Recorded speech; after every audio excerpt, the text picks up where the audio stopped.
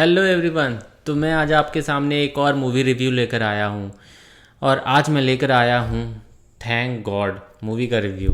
So let's get started.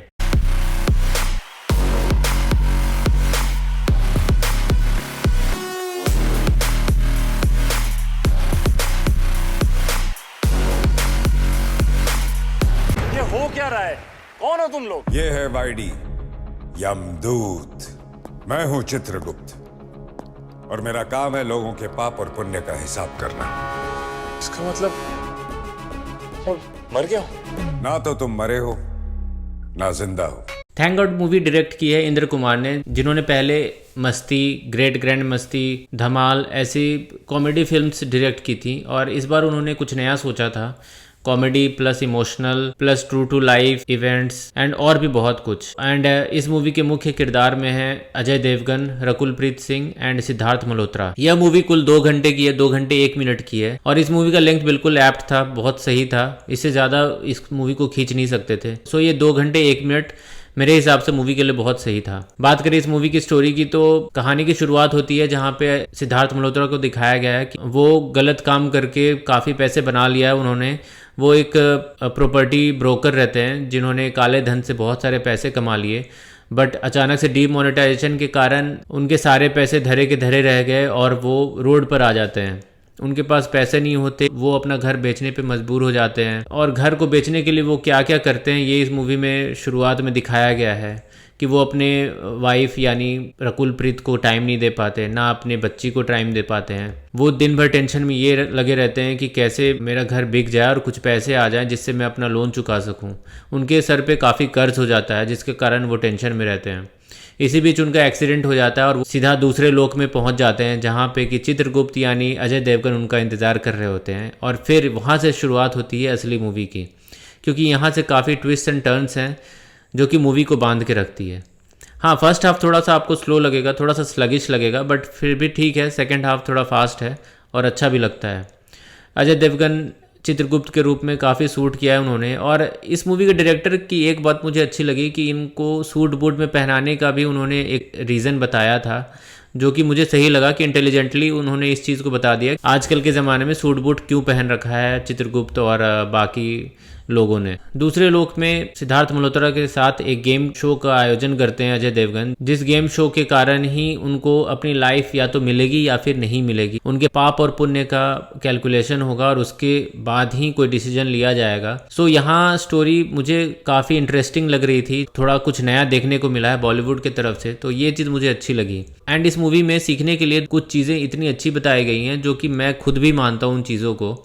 जैसे कि कितने लोग लालच की वजह से भगवान के पास बहुत सारे चढ़ावा करते हैं, पैसे डालते हैं, जेवर डालते हैं, उनको मिठाई के डब्बे छोड़ते हैं, बट उनके मन में ये होता है कि भगवान मेरा ये काम करा दो। मतलब ये एक तरह से घूस दे रहे हैं भगवान को। तो ये चीज़ मेरे हिसाब से बहुत सारे लोगों के लिए सच है, क्योंकि बहुत सारे लोग यही सोचकर भगवान की पूजा करते हैं कि मेरे साथ सब कुछ अच्छा हो इसलिए पूजा करते हैं, बल्कि वो ये नहीं सोचते कि अपने कर्म को कैसे वो सुधार सकें, वो कैसे दूसरों की मदद कर सकें, वो कैसे गरीबों की मदद कर सकें। मैं ये नहीं बोल रहा हूँ कि जो गरीब होते हैं, जो भिखारी होते हैं, उनको अननेसेसरी मदद करने के लिए नहीं, जो सही में जिनको ज़रूरत है, अगर उनकी आप मदद नहीं कर रहे हो और भगवान पे चढ़ाए जा रहे हो तो कोई फ़ायदा नहीं होने वाला। ये इस मूवी में दिखाया गया है जो कि मुझे बहुत पसंद आया। दूसरी बात एक और सिखाई गई जिसमें बताया गया कि किसी एक गम को, जैसा कि ट्रेलर में भी दिखाया गया, किसी एक गम को पकड़ के मत चलो, किसी एक चीज़ के पीछे इतना ओवर थिंक मत करो कि आप बाकी सब चीज़ों को भूल जाओ और एक ही चीज़ के पीछे पड़े रहो, क्योंकि लाइफ बहुत लंबी होती है और उसमें बहुत सारी चीज़ें आती है। अगर एक तकलीफ है तो वो ठीक भी हो जाएगी। ऐसे 2-3 चीज़ें और बताई गई हैं जो कि आपको मूवी में जाकर पता चलेंगी और मुझे तो बहुत अच्छा लगा ये जो सीखने को मिला। मतलब बहुत दिनों के बाद किसी मूवी ने कुछ सिखाया कि हाँ चलो कुछ अच्छी चीज़ें सिखा देते हैं। नहीं तो बॉलीवुड से तो मैं एक्सपेक्ट ही नहीं करता आजकल की कोई अच्छी चीज़ें कुछ बता पाए। बात करें कॉमेडी की तो ट्रेलर में जो आपको कॉमेडी सीन्स आपको दिखेंगे, मैक्सिमम वही सब सीन्स हैं। बहुत बड़ा कंप्लेन है मेरा बॉलीवुड से कि ट्रेलर में क्यों आधी से ज़्यादा मूवी वो दिखा देते हैं। मोर देन 50% वो मूवी ट्रेलर में ही दिखा देते हैं, जहां आप आपको जो भी हंसने वाले पोर्शन होते हैं वो वहाँ जाकर सिनेमा हॉल में आपको बिल्कुल फ्लैट लगेंगे, क्योंकि आपने उसको 1-2 बार देख रखा होगा यूट्यूब पे। इस मूवी की स्टोरी और कॉन्सेप्ट मुझे अच्छा लगा, क्योंकि ये नया था और कुछ नया कुछ क्रिएटिव करने की कोशिश तो की कम से कम डायरेक्टर ने। नहीं तो आजकल मूवीज़ तो बस ऐसे ही बना देते हैं बिना किसी सिर पैर के। तो ये नया कॉन्सेप्ट लाने की हिम्मत जो उन्होंने की उसके लिए तो फुल पॉइंट्स हैं। और इस मूवी में जो गेम शो दिखाया गया वो भी मुझे काफ़ी इंटरेस्टिंग लगा, नया सा लगा मुझे। एंड अजय देवगन ने उस किरदार को बहुत अच्छे से निभाया है। वो तो हर किरदार को अच्छे से निभाते हैं एंड उसी प्रकार इस किरदार को भी उन्होंने अच्छे से निभाया है। सिद्धार्थ मल्होत्रा ठीक ठाक से लगे मुझे, ज़्यादा कुछ बढ़िया उनका रोल नहीं था, बट फिर भी ठीक ठाक से थे। उन पे तो सीरियस रोल्स ही मुझे ज़्यादा अच्छे लगते हैं, उसमें ज़्यादा वो अपने आप को एक्सप्रेस कर पाते हैं, ऐसा मेरा मानना है। रकुल प्रीत एज यूजुअल हर एक मूवी में वो दिखती हैं, बट करने को कुछ नहीं होता उनके पास। 4-5 सीन्स होते हैं और वही नॉर्मल। मेरे को तो कुछ भी ऐसा नहीं लगा, मुझे तो ऐसा लगा कि उनकी एक्टिंग के लिए कोई स्कोप ही नहीं था।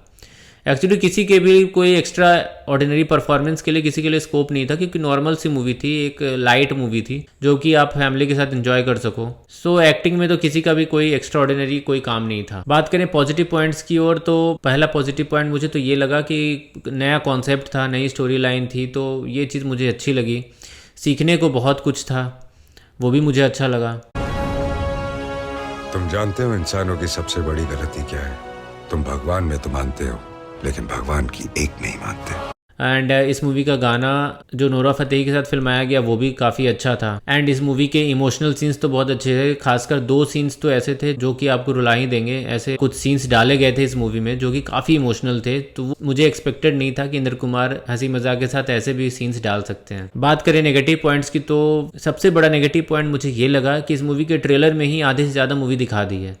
तो ये बॉलीवुड के लिए एक वेकअप कॉल है कि पूरी मूवी को आप एक ट्रेलर में मत दिखाया करो, इससे मूवी का मज़ा जो है वो बिल्कुल ख़राब हो जाता है। दूसरा नेगेटिव पॉइंट मुझे ये लगा कि फर्स्ट हाफ थोड़ा स्लगिश था, थोड़ा स्लो लगा मुझे।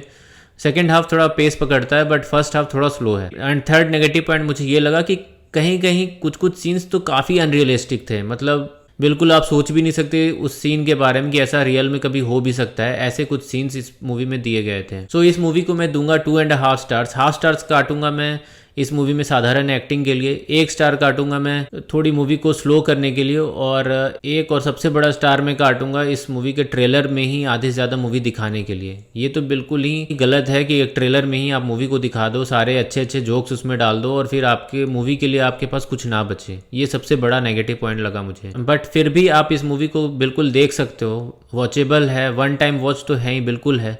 एंड कुछ सीखना है, अगर फैमिली के साथ देखना है तो आप देख सकते हो इस मूवी। आपको एंटरटेनिंग भी लगेगी ये मूवी, कहीं पे ये नहीं लगेगा कि बहुत ज़्यादा आपको बोर कर रहा है। सो आप देख लो इस मूवी को, अच्छा ही लगेगा। सबसे बड़ी बात है कि सीखने को बहुत कुछ मिलेगा, जो मैं बार बार आपको बोल रहा हूँ। सो अगर आपको ये वीडियो अच्छा लगा हो तो लाइक करें मेरे वीडियो को, सब्सक्राइब करें मेरे चैनल को एंड बेल आइकन को दबाएँ।